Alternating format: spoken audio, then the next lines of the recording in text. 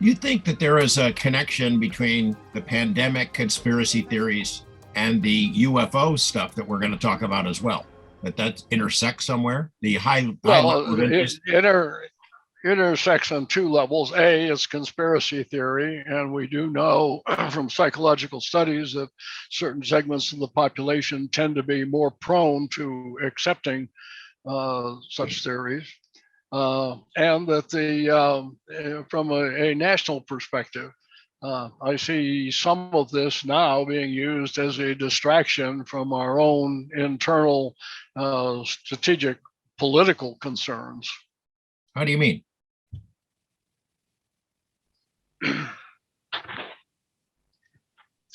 Well, if you watch the debates that are going on in Congress, as we know, we just had the bill to form a bipartisan commission was shot down. Now, if you look at how did the UFO bill get into Congress, let's understand it was a trailer, a markup, if you will, that was stuck on the COVID release bill. In other words, it's huge, but I've got something down here that's kind of minor and whatnot. So that tells you it's not a front burner item, but it is one that can be used to distract. Now, the people who will watch this most probably are ardent UFO proponents, and we understand that. What they don't seem to understand is they're a very small segment of the population. There's a huge segment who say, yeah, that's kind of interesting and keep me up to date. On the other side, this is not a voting issue, but it is one that can be used to distract from the voter suppression issues that are really, I think, epidemic in the United States today.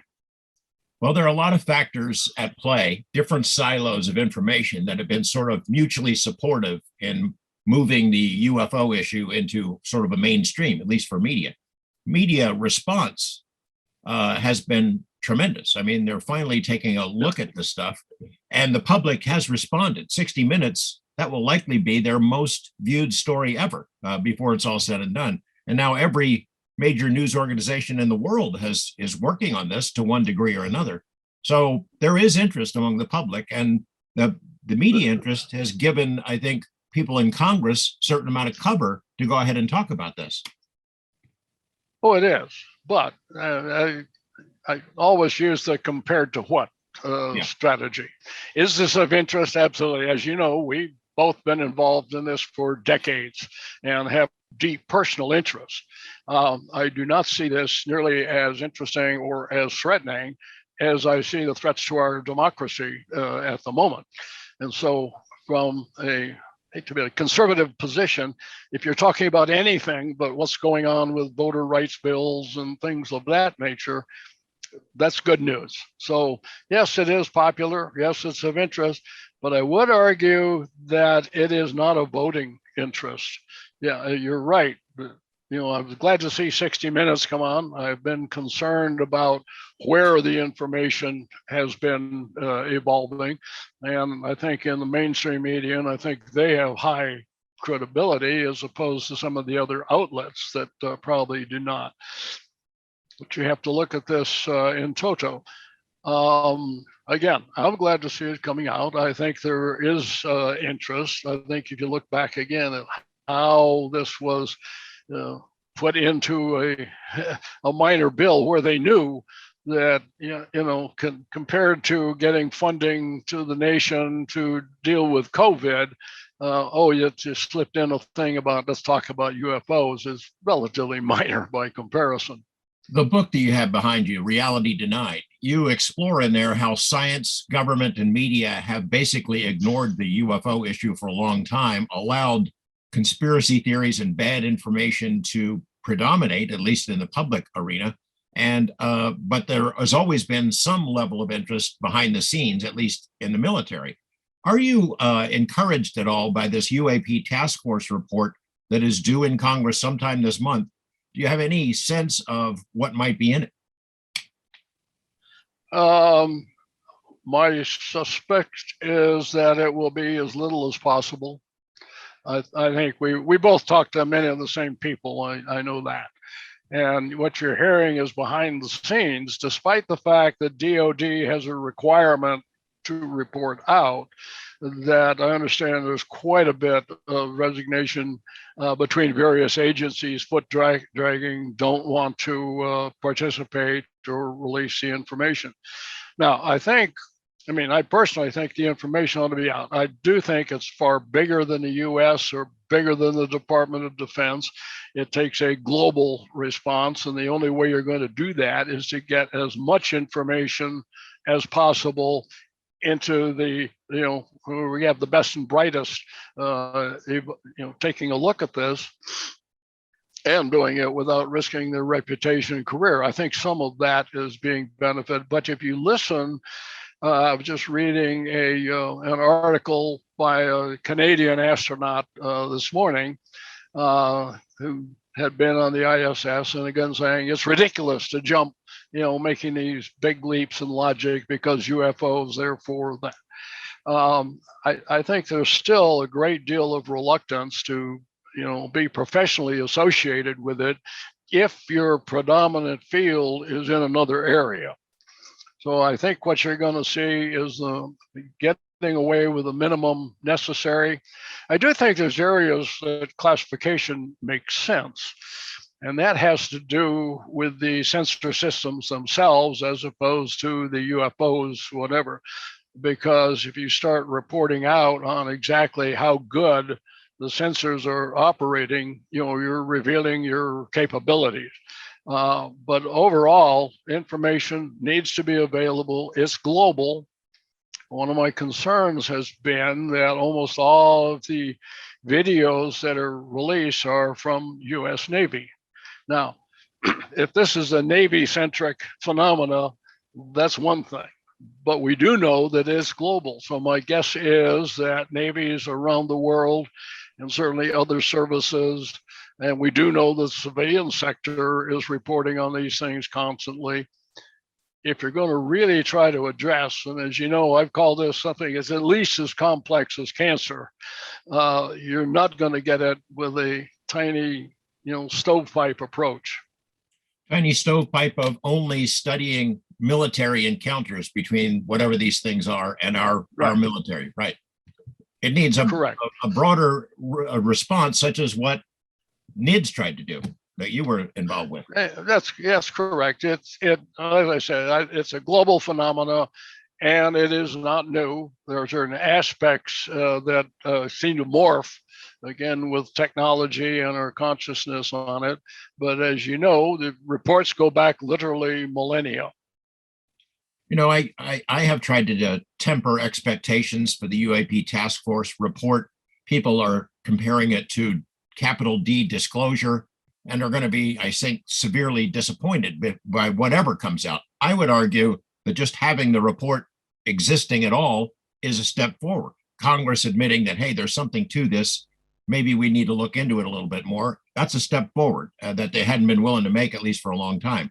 But national security cases, sensors. Well, totally. First, we totally agree there. Yeah. But the chances of us seeing truly sensitive cases, they might be shared with Congress, but the public isn't going to see this stuff for some of the reasons you outlined, right? I think the things that may be in the classified annex, again, has to do with just how good the sensor systems are. I want to emphasize, though, that I've been reading all of these skeptical responses about how, we look at the video and it does this and that. What they totally ignore is that this is a multi-sensor issue. It is not just video and explaining the video is going to explain it. You've got radar, we've got IR, we have electro-optic, we've got acoustic, we got magnetic sensors. All of them are picking these things up. So if you're going to, try and be skeptical and answer, you've got to answer the multispectral approach as opposed to just holding up, as you probably saw, a lens and said, oh, see, there's a little triangle on this lens. So that explains the video flying above the Ohio. Meaning that, these videos, some that we have reported on, came from the UAP Task Force briefing document, what they use to inform other military agencies, higher ups, intel agencies. They say this is unidentified, these are unknowns. And they base that not just on the video, but all the sensor data that has not been made public. Right, but the skeptics approach it from as if it was the video is the evidence. No, the video is a confirmation of a compilation of multisensory data. There are national security implications, as we said, for some of these cases. And you've been inside the loop. You know the kinds of solid cases that have been investigated before. There is evidence that this is a legitimate phenomena that deserves our attention, right?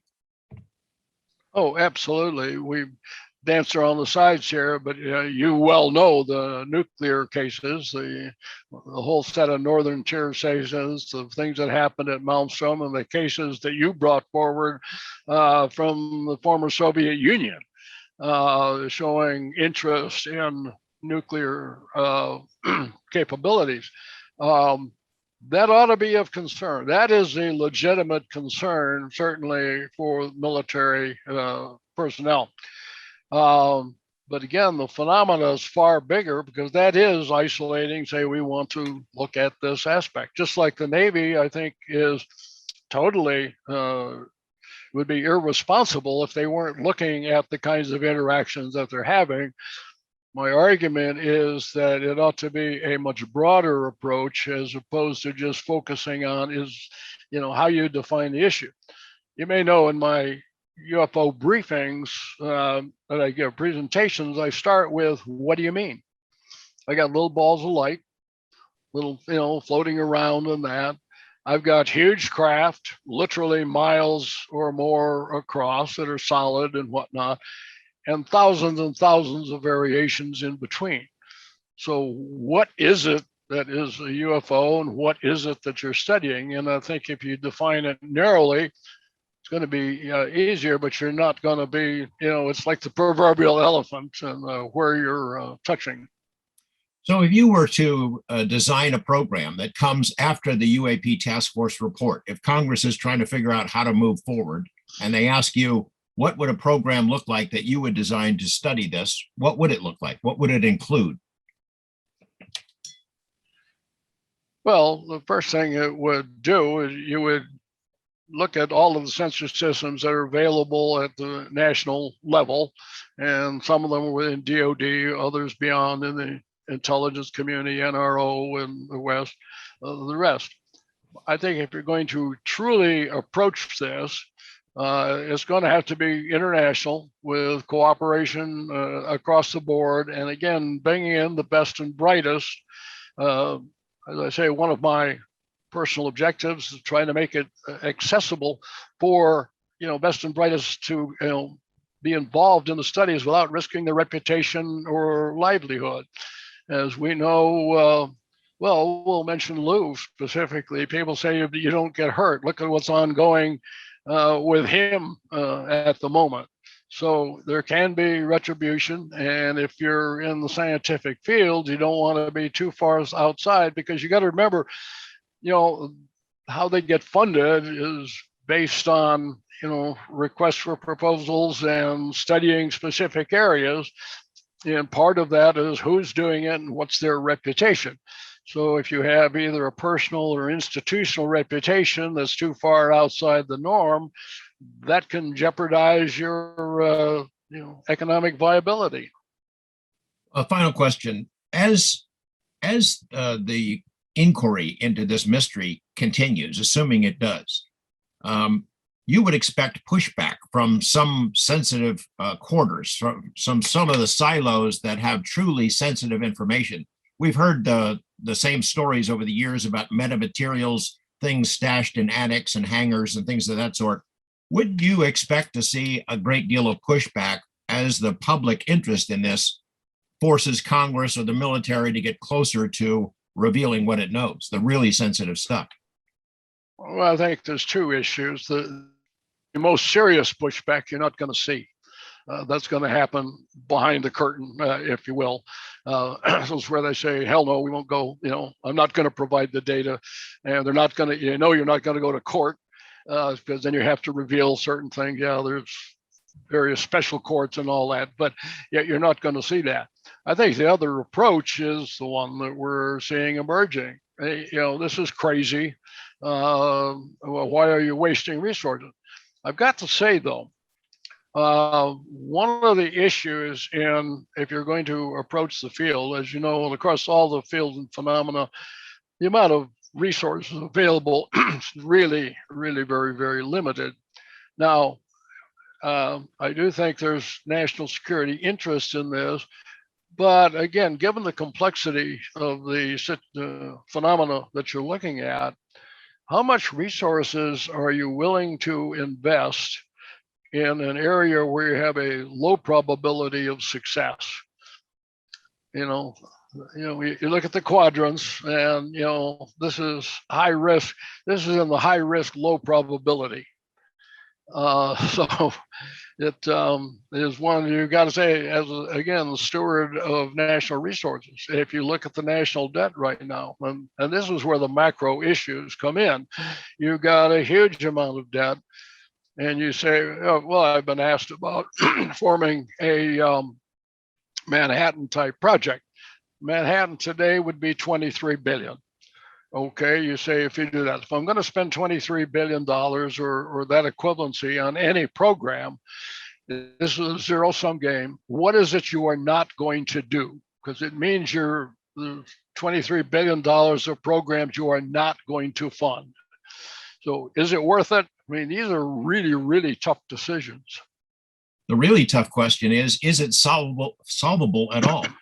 I mean, are we even capable of figuring this out? If you look at broader issues of consciousness and our place in the cosmos and interdimensional stuff, it may be that the answers are always just a little bit tantalizingly out of our reach. Well, as you know, I did a UFO book as well, and my last paragraph kind of goes, whatever this is, it is more complex than we can imagine, and we're not at the stage of even asking the right questions yet, let alone getting any kind of simplistic answers. Thanks, John. Appreciate it. Good to talk to you always. All right.